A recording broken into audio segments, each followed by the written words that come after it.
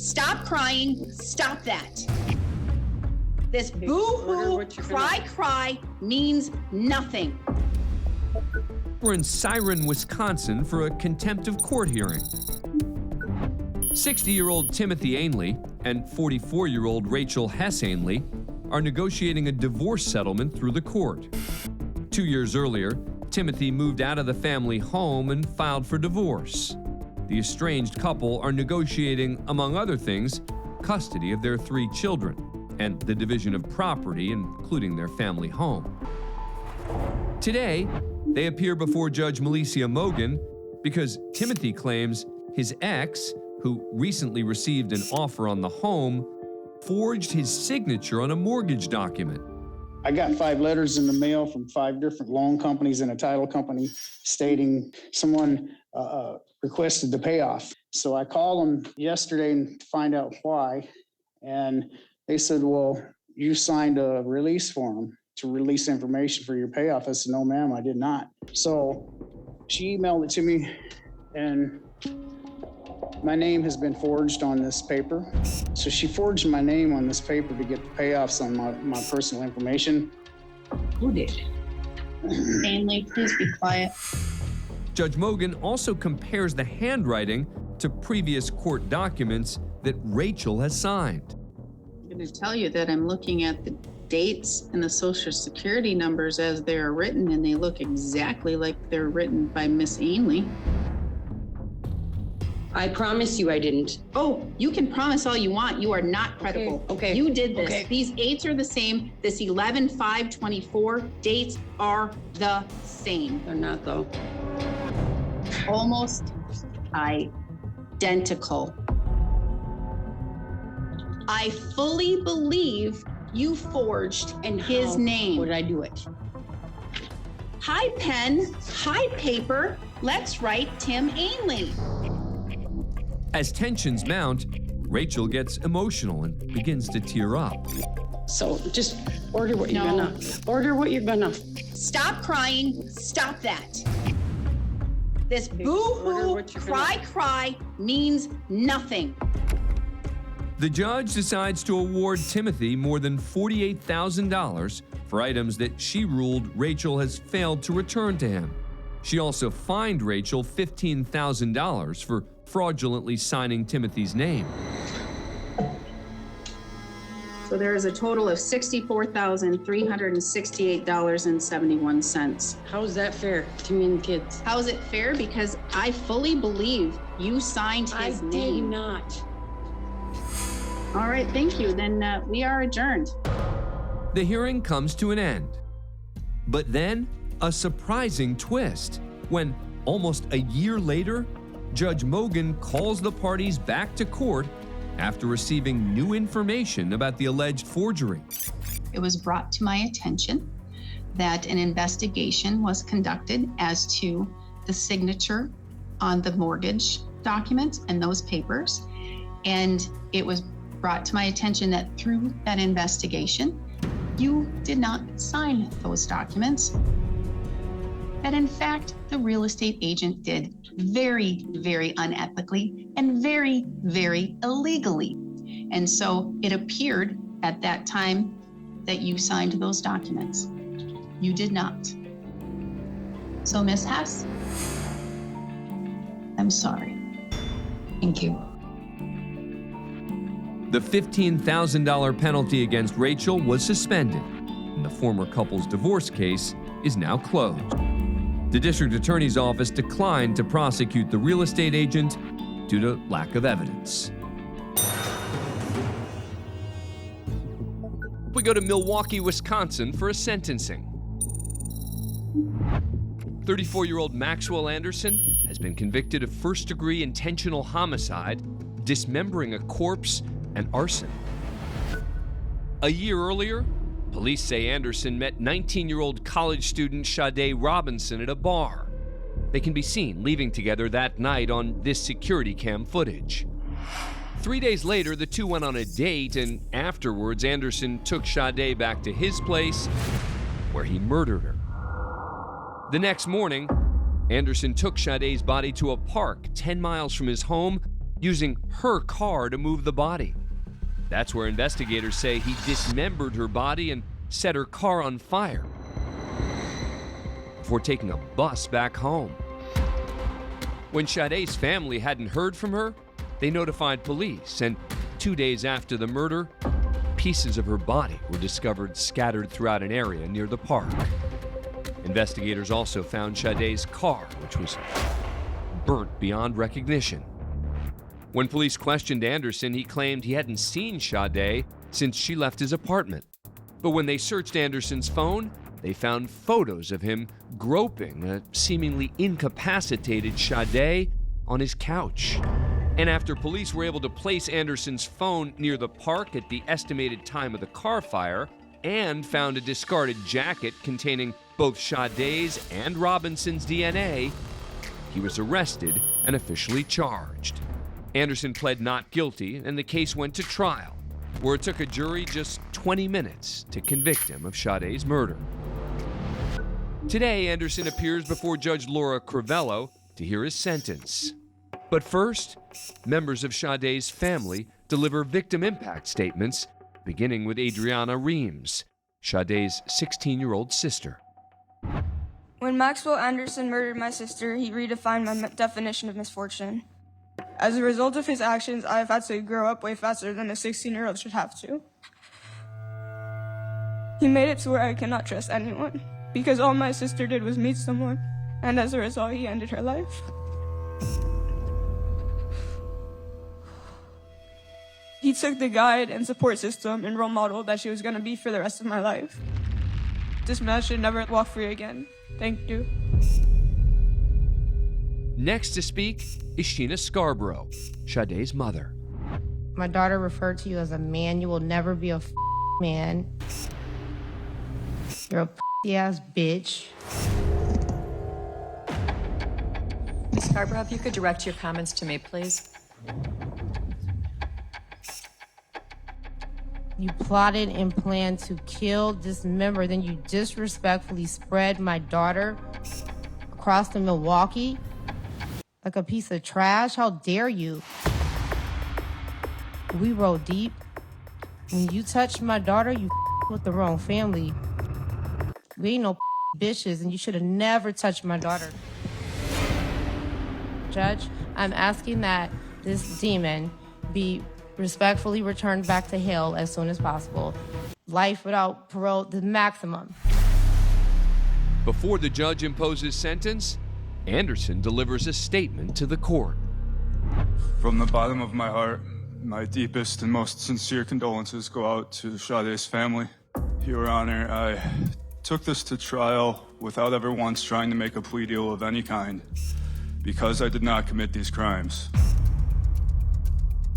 And so I plan to appeal my convictions while I hope and pray that further investigations not only prove my innocence, but find and deliver true justice. When he's finished, the final word belongs to Judge Crivello. The severity of the offense, it's definitely at the top of some of the worst homicides I've seen in this court. And I don't think you're remorseful in any way. I don't think that you have gotten to the point of taking any form of responsibility for what transpired. The judge then sentenced Anderson to life in prison with no chance of parole. Anderson maintains his innocence and has filed an appeal.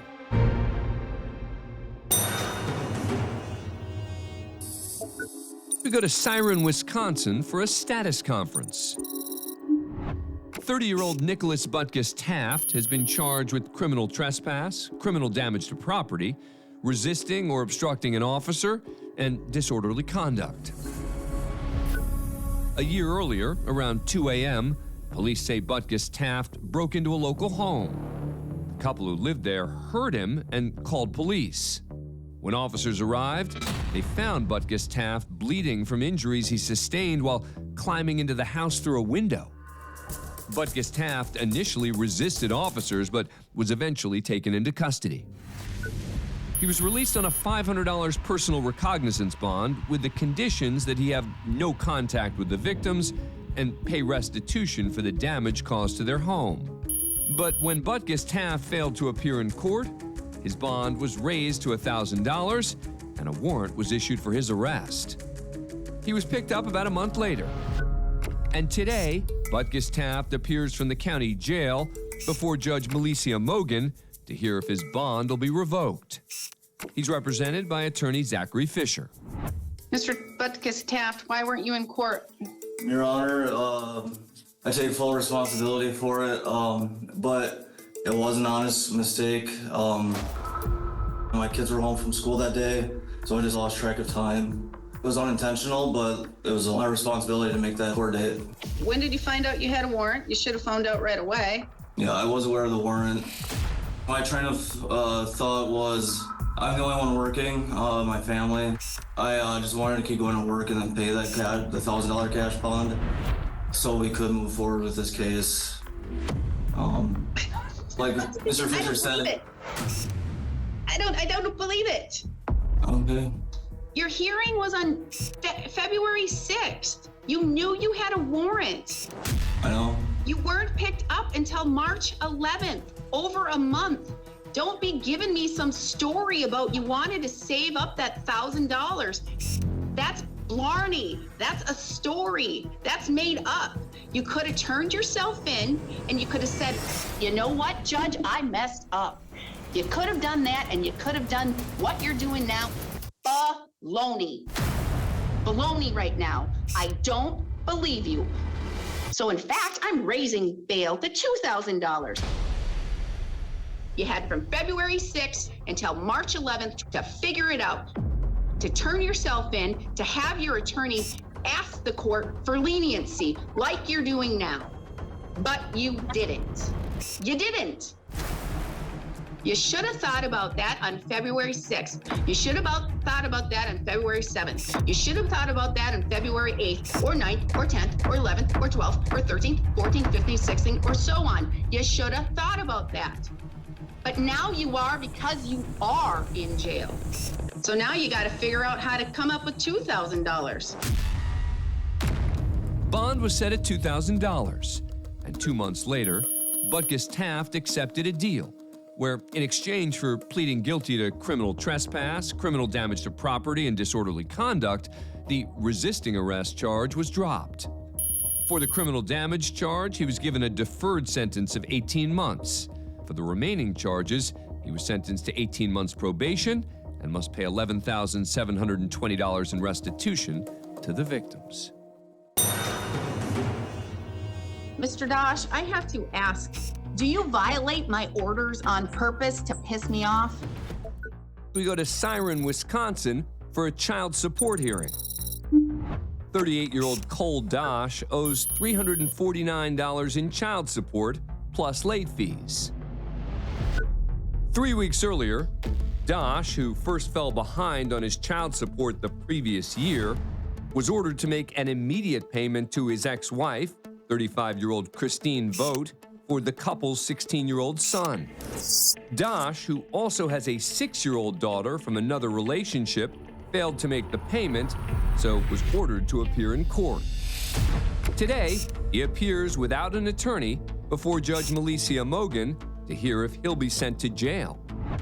Mr. Dosh, I have to ask, do you violate my orders intentionally on purpose to piss me off? I have the 349 that she's asking for on me today. I'm trying to do everything I can. I'm not running. I know guys who don't pay. I want to fully comply. It's baby steps. I can't take big steps. I have the 350 on me today. You have it in your pocket? I do. You just walk right over and you hand that to Miss Vogt right now. What else would you like the court to know or be aware of, Ms. Vogt? The last visit that went, Cole took the vehicle, and we've been having some issues with the power steering, and now I have to replace the power steering pump because there was no power steering added into it. I bought the part. I asked him if he would put it at no cost for him to put it, and he will not respond at all. Now, Mr. Dosh, is this something that you can put in for your son? I could. He bought it. They bought it like that. They bought it with the broken windshield, bought it with the power steering. Don't He wanted care. to drive it. Don't care. Then why does this matter then? It matters because if I ask you a question, you I can do answer it. yes Yeah, or no. of course I can do it. If she'd stop sending me harassing, I want to turn my phone off for all the comments I get Okay, from you her. want to know what? If you two don't stop it, then I'll send you both to jail for frustrating me, okay? Knock it off. I don't care to hear bicker, bicker, bicker, bicker, excuse, bicker, and bicker. Stop. Both of you grow up. You made a child. Now look at that child and raise that child. Stop bickering. Before wrapping things up, Judge Mogan wants to discuss the schedule for future payments.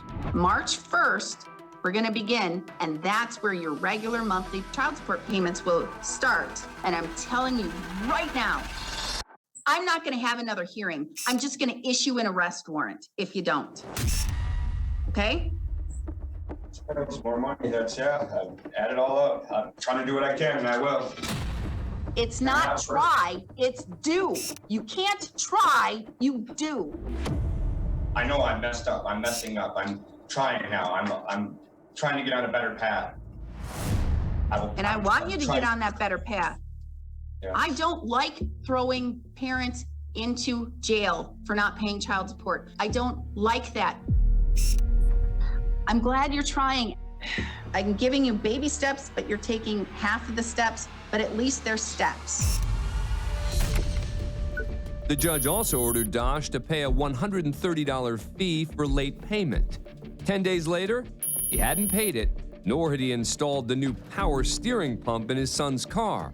The judge did not issue an arrest warrant, but she did order Dosh to appear for a contempt hearing, where he'll be facing a possible 50 days in jail. The case is pending.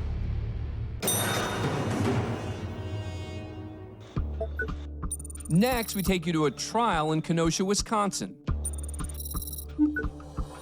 42-year-old Zachariah Anderson has been charged with first-degree intentional homicide, hiding a corpse, and 2 counts of stalking. 3 years earlier, police say Anderson's ex-girlfriend, Sadie Beecham, ended her relationship with the defendant and began seeing 40-year-old Rosalio Gutierrez Jr. When Sadie was unable to get in touch with Rosalio, she told police she went to his apartment, where she found the patio door open and blood splattered on the walls and furniture. But there was no sign of Rosalio. Sadie told police that Anderson had been stalking her, so they began investigating him.